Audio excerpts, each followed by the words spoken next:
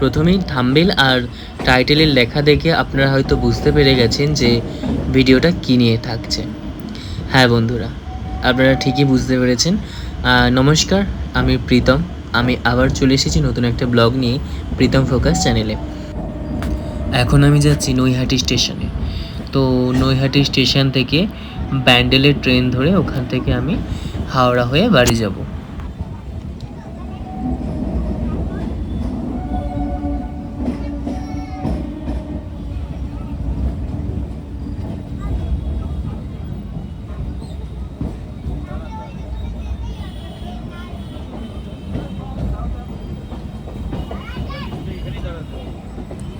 তো আমি এখন নৈহাটি স্টেশন ঢুকলাম। আর নৈহাটি স্টেশন ঢুকলাম যখন বড় মার কাছে যাব না তা কী করে হয়, তাই না? তো যদিও অনেকেই জানেন যে বড় মার মন্দির কীভাবে যেতে হয়, তাও যারা জানেন না তাদের উদ্দেশ্যে আমি আর একবার বলে দিই। 1 নম্বর প্ল্যাটফর্ম থেকে বেরিয়ে সোজা যে রাস্তাটা চলে গেছে, সোজা নাক বরাবর রাস্তা ধরে গেলেই বড় মার মন্দির পাবেন। কিছুটা হেঁটে যেতে হবে, আর টোটোও যায়, বাট বেশি দূরে না, সামথিং কিছুটা হেঁটে গেলেই আপনারা পেয়ে যাবেন। তো দু সাইডে প্রচুর দোকান পাবেন, পুরো একটা মানে বাজার বলা যায়, মার্কেট। তো এর মধ্যে দিয়ে আপনারা হেঁটে চলে যাবেন, সোজা নাক বরাবর হেঁটে গেলেই পেয়ে যাবেন বড় মার মন্দির।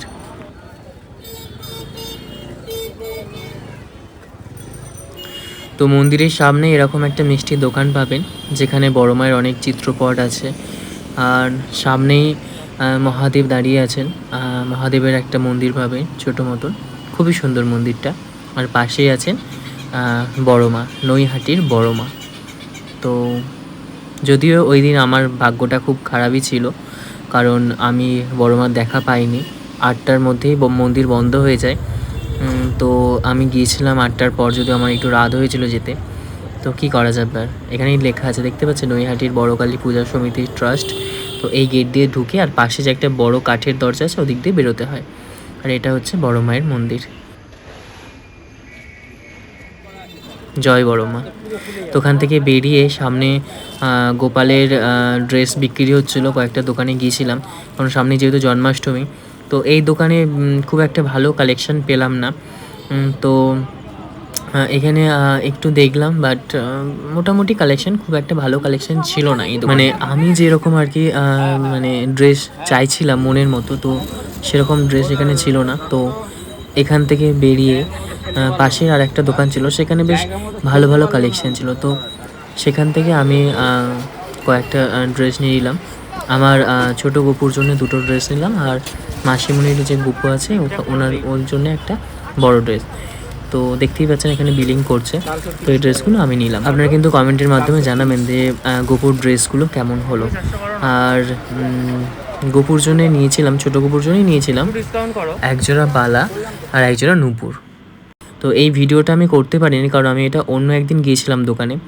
তো আপনাদের সাথে সবটাই তো শেয়ার করি, মানে ছোটোখাটো বিষয়গুলো আপনাদের সাথে তো শেয়ার করি, কারণ আপনারাও আমার একটা ফ্যামিলি। তো এই ছোটো জিনিসটা আপনাদের সাথে শেয়ার করলাম। যদি ভালো লাগে লাইক, কমেন্ট অ্যান্ড শেয়ার করবেন। আর সামনে যেহেতু জন্মাষ্টমী, তো আরও ভিডিও দেখার জন্য একটু কমেন্ট করে জানিয়ে দেবেন। ভিডিওটা ভালো লাগলে একটা সাবস্ক্রাইব করে দেবেন চ্যানেলটা, আর এইভাবেই পাশে থাকবেন। তো এখান থেকে বেরিয়ে এবার আমি বাড়ির পথে রওনা দিই। সবাই ভালো থাকবেন।